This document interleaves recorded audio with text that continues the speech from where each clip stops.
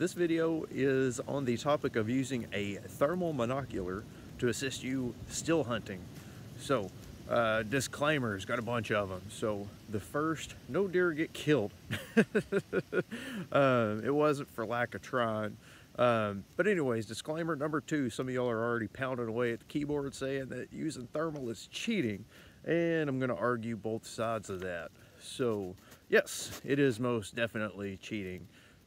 Humans have been inventing tools way back when the first caveman walked out of the cave, and honestly, in my opinion, unless you were barefoot, live outside, and hunt with a rock and a stick, you are cheating.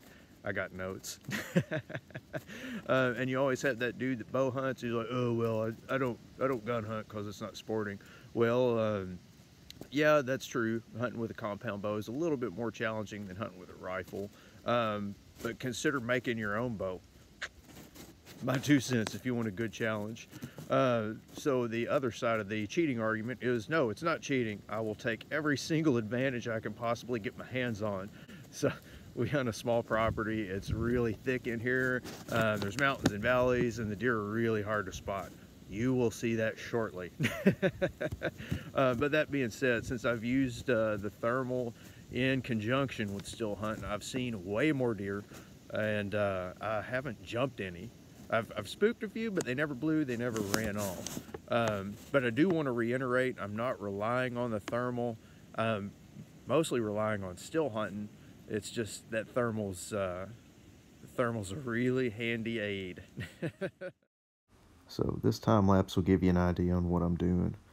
I'm moving through the woods really slowly and just trying to pay attention to every single thing that's going on around me. But anytime I approach a known bedding area or just come across a spot where the wood opens up and be conducive to use the thermal, I throw it up and just check for any heat signatures. And this particular clip ends with me stumbling across about a dozen hens that are feeding.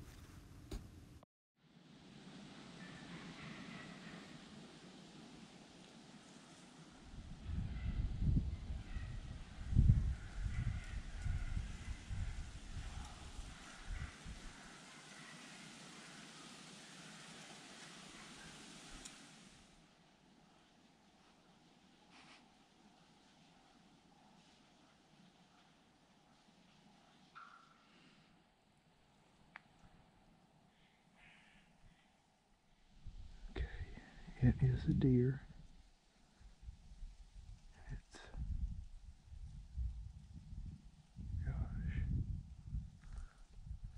So after I purchased the thermal, I really wondered how useful it was going to be for me, but this made me a believer. I found a fresh track pointing towards a known bedding area. I crested the ridge line, threw up my thermal, and there's the heat signature, plain as day. And this is what I deal with in the woods. I cannot see this deer with my naked eye. Matter of fact, I can't even see it with the scope cranked all the way up to 9 power. And when I finally found her through the scope, she was blocked by a tree. I could only see her back leg on one side and then her head on the other side, which was pointed right at me. She was locked on. But that's what I get. I was silhouetted on the ridgeline. I was moving entirely too much. But she just walked off. She didn't act too spooked.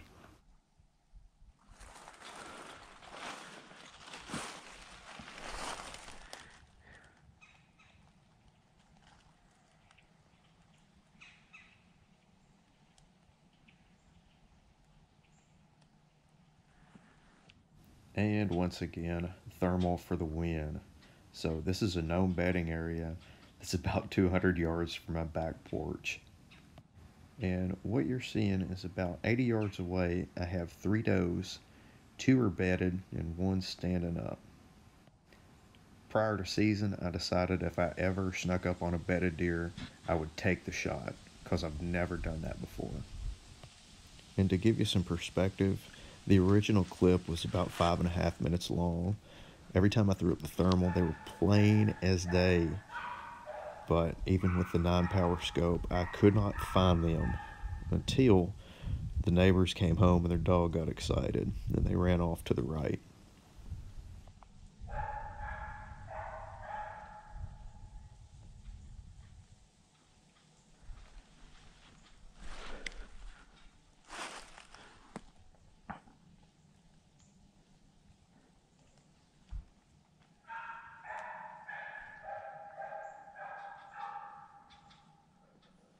And the final clip.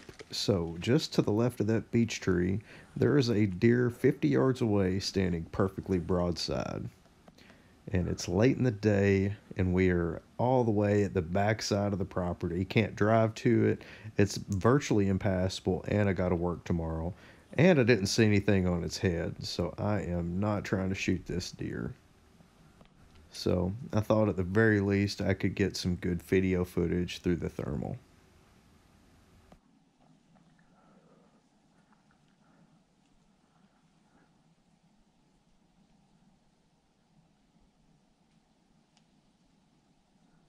So you can tell through that footage it is working right towards me.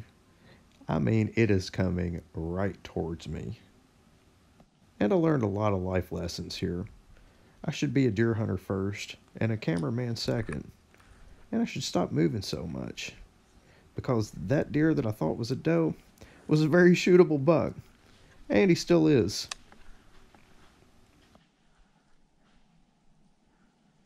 Brap. And in conclusion, thermals are awesome. And to go back to disclaimer number 2, I really don't think it's cheating. You're not scaring the deer off. You get to see a whole lot more of them. And somehow they are still incredibly hard to shoot. But I really want to thank y'all for watching, and I'll see y'all for the next one.